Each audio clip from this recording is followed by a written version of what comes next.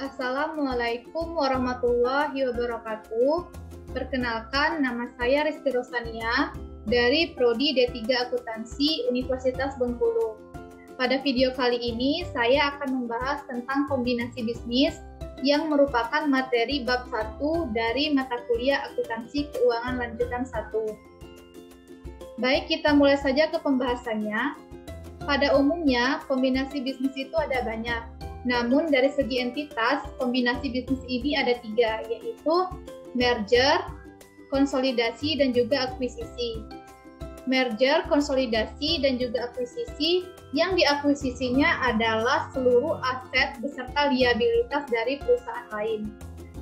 Kita akan membahas satu persatu mengenai kombinasi bisnis ini. Kita mulai dari yang pertama, itu merger. Merger adalah kombinasi bisnis yang menggabungkan dua atau lebih entitas, kemudian entitas yang diakuisisi akan dihapuskan, aset beserta liabilitas dari perusahaan yang dihapuskan ini akan diambil alih oleh entitas yang mengakuisisi. Contohnya seperti ini, PT A mengakuisisi PT B, kemudian PT B ini akan dihapuskan, seluruh aset beserta liabilitas PT B itu akan diambil alih oleh PT A. Itulah yang disebut dengan merger. Yang kedua itu ada konsolidasi. Konsolidasi adalah kombinasi bisnis yang menggabungkan dua atau lebih entitas, kemudian akan melahirkan entitas baru. Contohnya seperti ini. PT A bergabung dengan PT B, kemudian seluruh aset beserta liabilitas PT A dan PT B ini bergabung, kemudian melahirkan PT C yang merupakan entitas baru. PT C inilah yang merupakan gabungan seluruh aset dan liabilitas dari PT A dan PT B. Itulah yang disebut dengan konsolidasi. Kemudian ada yang ketiga yaitu akuisisi. Akuisisi adalah kombinasi bisnis yang memiliki kepemilikan di perusahaan lain. Contohnya seperti ini. PT A memiliki kepemilikan saham atas PT B sebesar 50%. PT B masih menjalankan perusahaan sesuai dengan yang ada. Perusahaan akan melakukan operasional perusahaan seperti biasanya. Namun PT B di sini statusnya menjadi anak perusahaan dari PT A. PT A dan PT B itu tetap melakukan pencatatan. PT A dan PT B melakukan pencatatan sesuai dengan standar akuntansi. Namun bedanya, sebelum diakuisisi, PT B itu merupakan entitas pencatatan dan pelaporan. Entitas pelaporan ini adalah entitas yang juga menyusun laporan keuangan. Namun setelah diakuisisi oleh PT Induk, yaitu PT A yang mengakuisisi PT B sebesar saham PT B sebesar 50%, maka entitas B ini hanya merupakan entitas pencatatan, bukan entitas pelaporan. Untuk entitas pelaporan itu kembali lagi ke PT A yang merupakan PT Induk. PT Induk inilah yang akan menyusun laporan keuangan konsolidasian yang merupakan laporan keuangan gabungan antara perusahaan induk dan juga perusahaan anak.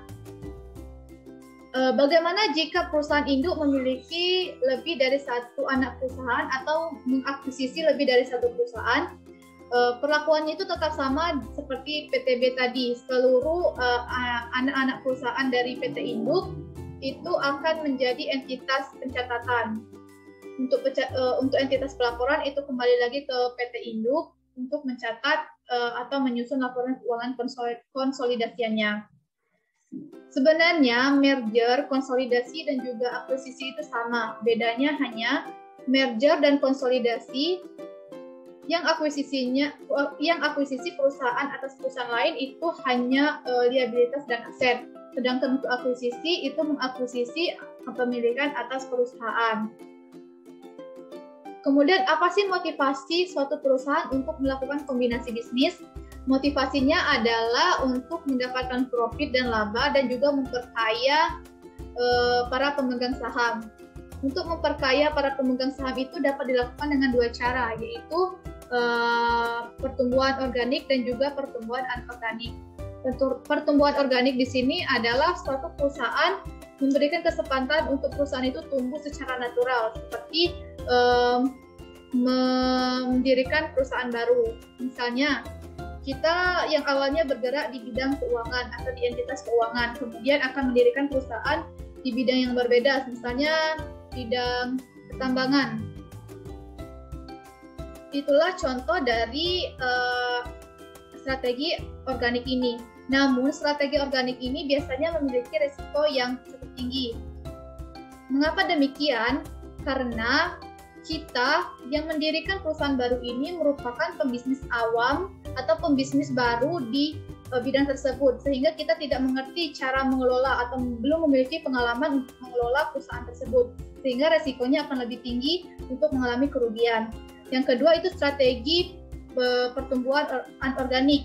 Untuk strategi pertumbuhan anorganik ini resikonya cukup rendah dibandingkan strategi organik tadi, dikarenakan strategi anorganik ini kita hanya membeli saham di perusahaan yang berbeda dengan perusahaan kita. Misalkan kita sebagai perusahaan yang mengelola keuangan membeli saham di bidang pertambangan. Kita hanya membeli saham di bidang tersebut, bukan kita yang mengelola perusahaan tersebut, sehingga resiko terjadinya kerugian itu lebih minim dikarenakan orang-orang yang mengelola perusahaan pertambangan itu lebih mengerti cara mengelola perusahaannya dibandingkan kita sebagai perusahaan yang sebelumnya mengelola keuangan. Yang pastinya pengalaman kita di bidang pertambangan itu lebih sedikit. Oleh karena itu resikonya juga lebih rendah. Kemudian apa sih keuntungan kita dari kombinasi bisnis ini? Seperti yang saya jelaskan tadi, keuntungan kita itu untuk memperoleh profit dan juga laba serta memperkaya para pemegang saham. Timbal hasil yang kita terima dari kombinasi bisnis ini lebih besar dibandingkan ketika perusahaan tidak melakukan kombinasi bisnis. Yang selanjutnya itu pengembangan bisnis. Pengembangan bisnis itu dapat dilakukan dengan dua cara, yaitu pengembangan internal dan juga pengembangan eksternal. Pengembangan internal bisa dilakukan dengan cara mendirikan bisnis baru, sedangkan pengendalian eksternal itu bisa dilakukan dengan cara membeli saham di perusahaan yang bergerak di bidang yang berbeda dengan perusahaan yang kita jalankan sekarang ini. Kemudian aspek etika kombinasi bisnis. Aspek etika untuk kombinasi bisnis itu bergantung pada manajemen laba. Seperti yang kita ketahui, investor tidak akan menyukai jika laba suatu perusahaan itu mengalami naik dan turun secara drastis. Oleh karena itu, manajemen laba harus menjaga agar laba suatu perusahaan itu tetap smooth atau tetap stabil, bahkan lebih tinggi dari tahun-tahun sebelumnya. Manajemen laba ini bisa dilakukan dengan beberapa cara. Cara ini lazim dilakukan oleh perusahaan-perusahaan. Yang pertama itu melakukan penundaan pengakuan beban. Maksudnya di sini pengakuan beban yang harusnya diakui pada akhir periode, misalnya akhir periode 2019, itu kita akui di tahun 2020. Sehingga beban yang kita akui, seharusnya yang kita akui di tahun 2019 itu diakui 2020. Sehingga di tahun 2019 labanya itu akan tinggi. Yang kedua itu bisa dilakukan dengan cara pengakuan pendapatan yang lebih cepat. Misalnya di tahun 2019 ini kita menjual suatu barang, namun penjualannya itu dilakukan pada saat akhir periode dan penjualan dilakukan secara kredit. Otomatis itu akan dibayarkan pada tahun berikutnya, tepatnya tahun 2020. Sehingga laba untuk tahun 2019 itu lebih rendah. Untuk meningkatkan laba dari tahun 2019 itu bisa dilakukan dengan mencatat laba yang harusnya diterima di tahun 2020 dicatat di tahun 2019, sehingga laba yang diterima di tahun 2019 itu lebih besar. Kemudian untuk cara yang ketiga itu bisa dilakukan dengan melakukan penjualan fiktif. Penjualan fiktif ini itu melakukan penjualan secara besar-besaran kepada perusahaan anak kita sendiri. Itu dilakukan agar meminimalisir terjadinya risiko yang cukup besar. Kemudian jenis-jenis kombinasi bisnis. Jenis-jenis kombinasi bisnis itu ada 3. Yang pertama integritas vertikal, Integritas vertikal ini adalah kombinasi bisnis yang dilakukan dengan cara mengakuisisi entitas yang memiliki hubungan antara distribusi dan juga pemasok. Yang kedua itu integritas horizontal. Integritas horizontal adalah kombinasi bisnis dengan melakukan akuisisi dengan entitas yang memiliki produk yang sejenis atau yang berkaitan. Kemudian yang ketiga itu konglomerasi. Konglomerasi adalah kombinasi bisnis dengan cara melakukan akuisisi pada entitas yang tidak memiliki hubungan dengan entitas yang sekarang kita jalankan. Kemudian untuk metode akuntansi itu ada dua, yaitu metode pooling of interest dan yang kedua metode purchase. Kemudian kombinasi bisnis dan pengendalian. Kapan sih suatu perusahaan itu memiliki hak pengendalian atas perusahaan lain? Itu ketika perusahaan tersebut memiliki atau membeli saham atas kepemilikan saham perusahaan tersebut sebesar di atas 50%. Jika di atas 50% itu baru bisa memiliki hak pengendalian. Namun jika kepemilikan itu di bawah 50%, misalnya 30%, itu disebut sebagai investasi pada pihak yang berasosiasi. Kemudian menurut PSAK 65, investor mengendalikan investasi itu ketika pertama, investor memiliki kekuasaan atas investasi. Investor adalah pihak atau perusahaan yang membeli saham pada pihak investasi, sedangkan investasi adalah pihak atau perusahaan yang menjual sahamnya kepada pihak investor. Kemudian yang kedua, investor terekspos atau memiliki hak atas imbal hasil dari keterlibatannya dengan investasi selama ini. Imbal hasil di sini adalah dividen. Biasanya jika kita membeli saham di suatu perusahaan, maka kita akan menerima dividen dari perusahaan tersebut.